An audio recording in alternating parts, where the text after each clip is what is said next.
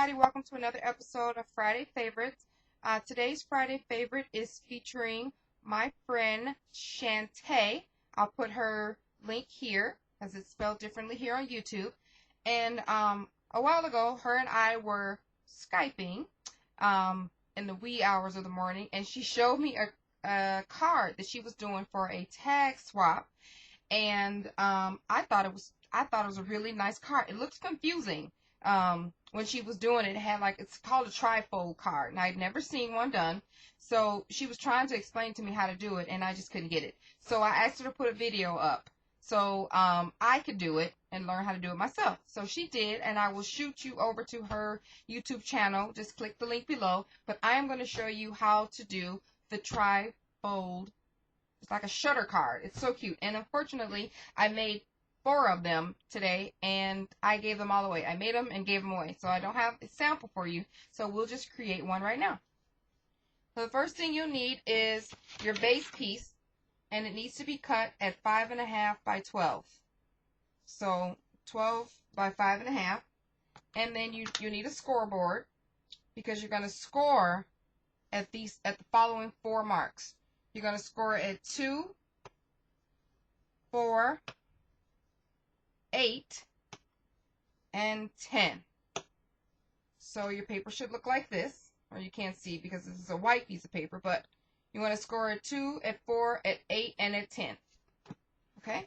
And we'll put the scoreboard away, and then you want to get out your paper trimmer, because you're going to need to trim at 2 spots on the paper. So you want to put your paper in horizontally this way, and you want to score, put it at the 1.5 mark, and you'd want to cut, not score, from the 2-inch mark all the way down to the 10-inch mark. Put your paper in at 1.5, and I like to use my guide. Here it tells me exactly where I am on the paper trimmer. So I want to cut all the way down from the 2 to the 10. Okay, once you've done that, move it over to the 4-inch in here, 4 inches, line it up, and then do the same thing from the 2 to the 10, or 10 to the 2, either way. Just to the score marks, so that the lines meet. Okay, put this away. So your paper should look like this. Very easy.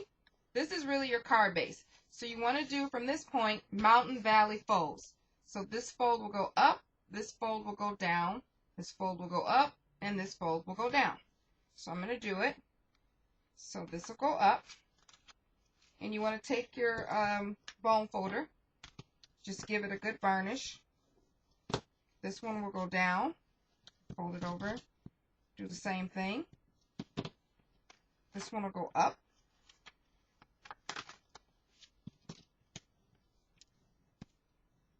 And the final one will go down.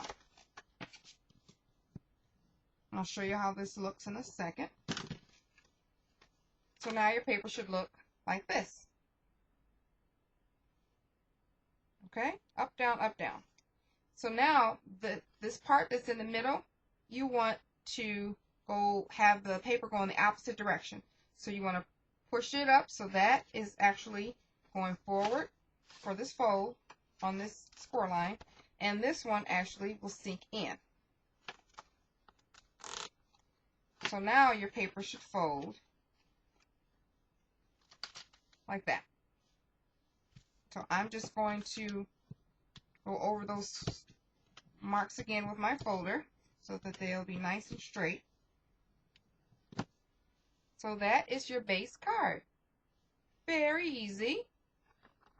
And it's so cute. So you can layer from this point on. I'll give you the measurements because that seems to be the hardest thing not hardest thing, but the most time-consuming thing to figure out once you have your paper like this.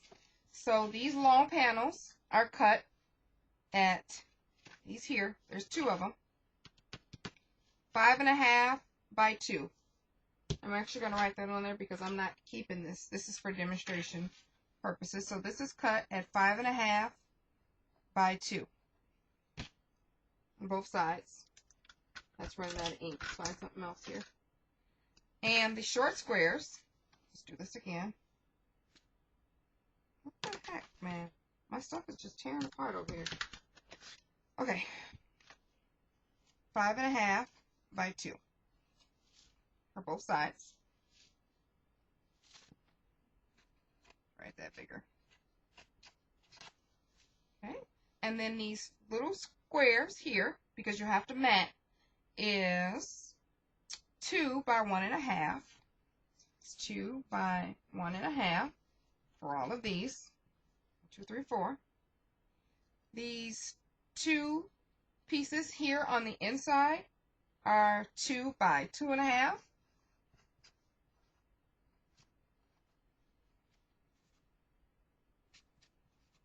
And this fat piece in the middle is 4 by 2.5. And I did not write down my rectangles, but I will measure those really quick. And they are 4 by 1.5.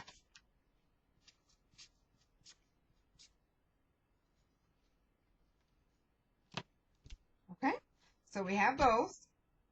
So now I'm just to show you what the card will look like somewhat finished, I will go ahead and mat what I already have cut out, just some scrap pieces of paper for you so you can see.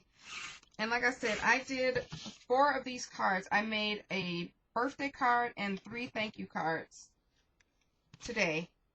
And I did them fairly quickly. If you cut out your squares before playing out what your card is going to look like before, cut out your squares, the card goes really, really quick. So it seems like a lot, but it isn't. And they're fun and quick and easy. You can decorate the front as elaborate or as simple as you want. So, I'm almost done here. So once you get done doing your prep, it goes by pretty quickly. So that's done. Let me mat this middle one here. And like I said, these are scraps. So, yeah, this is not a card that I am going to give away. Not a card. And since I forgot these rectangular squares, we're going to be doing those together. So, that rectangular one was 4 by 1.5. So I always cut mine 1 inch or 1/4 inch shorter than the actual size. So 1.5. We'll cut that 1 1/4.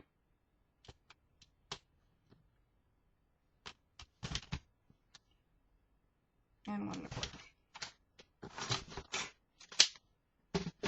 You can also do a, I like to do is a mat. So like on top of some cardstock, layer it at the measurements that I gave you, and then do your pattern paper 1/4 inch shorter than that. So like here I would put like thank you or some type of a sentiment or what have you. On the front I have this little bird thing that I was going to put up here, just so you can get an idea. So for the front, I was going to put this here before I decided that this was going to be a scrap card.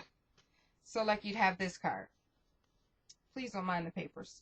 But that's how the card would look. How cute is that? So that happens to just be a stamp that says hello. But you can put, most people put like a scallop circle and some flowers or some bling, anything on the front, just to make it look cute. And it opens up really nicely. So you can either adhere this down to this so it all comes out at the same, or you can leave it open. It's totally up to you. So there you go. I know this is an ugly card. This is for demonstration purposes only. So anyway, thank you so much, Shanta, for showing us. You guys check out her video on YouTube for the cards that she has and she's made. And I hope you guys got at least the idea to this card. It looks very complex, but it's so very cute and so very nice. And I hope that you'll try it out. Thank you guys for coming to another episode of Friday Favorites. Have a good day. Bye.